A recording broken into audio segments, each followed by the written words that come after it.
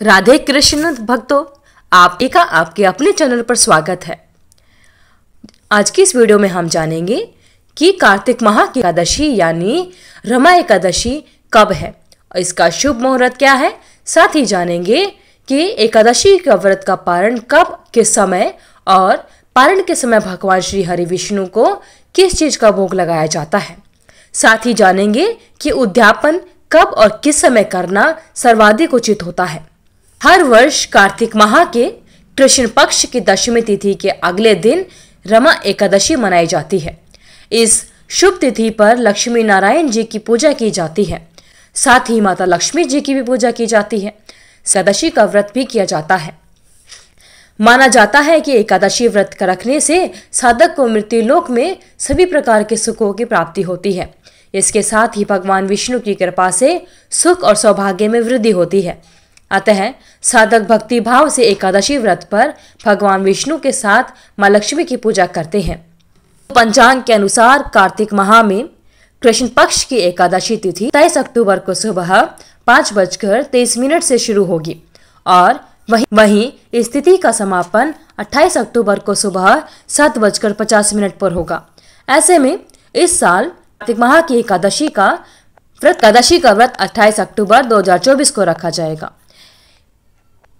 कहा जाता है कि एकादशी का व्रत जितना आवश्यक होता है या जितना महत्व रखता है, उतना ही एकादशी का व्रत का पारण भी आवश्यक होता है। एकादशी व्रत का पारण दूसरे दिन यानी सूर्योदय के बाद किया जाता है। इसका अर्थ यह हुआ कि एकादशी का व्रत का पारण द्वादशी के दिन किया जाता है। एकादशी व्रत का पारण द्वादशी तिथि समाप्त होने से पहले करना आवश्यक होता है। इसलिए रमा एकादशी का व्रत का पारण 29 अक्टूबर को किया जाएगा। रमा एकादशी व्रत का पारण का समय 29 अक्टूबर को सुबह 6:31 से लेकर सुबह 8:44 तक रहेगा। इस दिन द्वादशी तिथि सुबह 10:31 पर समाप्त हो जाएगी। इसलिए आप अपने व्रत का पारण को सुबह 10:31 से पहले कर लें। धार्मिक मान्यता है कि रमा एकादशी पर भगवान विष्णु की पूजा उपासना करने से व्यक्ति को हर तरह के सांसारिक सुखों की प्राप्ति होती है।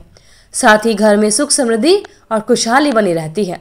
ऐसे में जो भक्त पूरे श्रद्धा भाव से एकादशी का व्रत रखते हैं और भगवान श्री हरि की पूजा करते हैं, उस पर भगवान विष्णु की कृपा बनी रहती है और वह भगवान का प्रिय बन जाता है। पुराणों के अनुसार रमा एकादशी का व्रत कामधेनु गाय को घर में रखने के समान फल की प्राप्ति कराता है। साथ ही रमा एकादशी चतुर्मास की आखिरी एकादशी होती है। आइए भक्तजनों, अब जानते हैं एकादशी व्रत को किस प्रकार किया जाता है। सनातन धर्म में एकादशी के व्रत का काफी महत्व होता है। इस दिन ब्राह्मणों को भोजन करवाने से पुण्य की प्राप्ति मिलती है। एकादशी माह में 2 बार आती है, एक कृष्ण पक्ष में और एक शुक्ल पक्ष में। इस तरह वर्ष में 24 एकादशियां आती हैं। साथ ही एकादशी का उद्यापन करना भी आवश्यक होता है। एकादशी उद्यापन देवताओं के प्रबोध समय में ही किया जाता है, विशेषकर मार्गशीर्ष के महीने में तथा माघ माह में या भीम तिथि यानी माघ शुक्ल पक्ष की एकादशी के दिन ही इस व्रत का उद्यापन करना चाहिए। चतुर्मास में एकादशी व्रत का उद्यापन नहीं करना चाहिए। जब आपकी 24 एकादशियां पूर्ण हो जाती हैं, तब आप इसका उद्यापन कर सकते हैं। तो आइए जानते हैं एकादशी व्रत की विधि क्या है।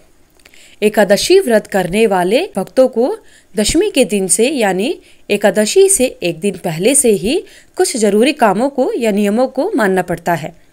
दशमी के दिन से ही श्रद्धालुओं को या भक्तों को मांस, मछली, प्याज, मसूर की दाल, शहद जैसे खाद्य पदार्थों का सेवन नहीं करना चाहिए। दशमी और एकादशी दोनों दिन लोगों को भोग विलास से दूर रहना चाहिए। ब्रह्मचार्य का पालन करना चाहिए। एकादशी के दिन सुबह जल्दी उठकर स्नान करने के बाद में साफ स्वच्छ वस्त्र धारण करने चाहिए। उसके बाद व्रत करने का संकल्प लेना चाहिए। घर के मंदिर में दीप प्रज्वलित करें। भगवान विष्णु का गंगा जल से अभिषेक करें। भगवान विष्णु के साथ साथ माता लक्ष्मी की भी अवश्य पूजा करनी चाहिए। भगवान विष्णु को पुष्प और तुलसी दल अर्पित करना चाहिए। अगर संभव हो तो इस दिन व्रत भी अवश्य रखें। भगवान की आरती करें, भगवान श्री हरि विष्णु को भोग लगाएं। भगवान श्री हरि विष्णु को जो भोग लगाया जाता है उसमें तुलसी दल अवश्य शामिल करना चाहिए। कहा जाता है कि तुलसी दल के बिना भगवान श्री हरि विष्णु कोई भी भोग स्वीकार नहीं करते। इस पावन दिन भगवान विष्णु के साथ माता लक्ष्मी की भी विधि विधान से पूजन करने का विशेष महत्व होता है। श्री हरि विष्णु जी की पूजन सामग्री में श्री हरि जी का चित्र अथवा मूर्ति होनी चाहिए। साथ ही पुष्प, पुष्पमाला, नारियल, सुपारी, अनार, आंवला, बेर, अन्य जो ऋतु फल होते हैं, धूप यानी मौसम के अनुसार जो फल मिलते हैं वह सभी फल, धूप, घी, पंचामृत बनाने के लिए कच्चा दूध, दही, घी, शहद और शक्कर चाहिए। चावल, तुलसी, गोबर, केले का पेड़, मिठाई भी चाहिए होती है। आइए अब जानते हैं एकादशी व्रत का उद्यापन किस प्रकार किया जाता है। एकादशी व्रत के दिन और उद्यापन पर ब्राह्मणों को भोजन करवाना चाहिए। भोजन कितना भी बड़ा या छोटा हो सकता है। सभी व्रतियों या श्रद्धालुओं को श्रद्धा के साथ इसे करना चाहिए। एकादशी व्रत का उद्यापन किसी योग्य पंडित के मार्गदर्शन में करना चाहिए। उद्यापन में 12 माह की एकादशियों के निमित्त के अनुसार 12 ब्राह्मणों को पत्नी सहित निमंत्रित किया जाता है। उद्यापन में पूजा में तांबे के कलश में चावल भरकर रखें। अष्टदल कमल बनाकर भगवान विष्णु और माता लक्ष्मी का षडोपचार करना चाहिए। विधि विधान से पूजन किया जाता है। पूजन के बाद हवन होता है और सभी ब्राह्मणों को फलाहारी भोजन अवश्य कराना चाहिए। साथ ही वस्त्र और दान देना चाहिए। धन्यवाद। अगर आपको इस वीडियो में दी हुई जानकारी अच्छी लगी तो वीडियो को लाइक करें, शेयर करें, चैनल को सब्सक्राइब करके बेल आइकन को जरूर प्रेस करें ताकि आगे आने वाली सभी वीडियोस की नोटिफिकेशन आप तक समय से पहुंचते रहे। भगवान विष्णु और माता लक्ष्मी की आप से भी कृपा बनी रहे।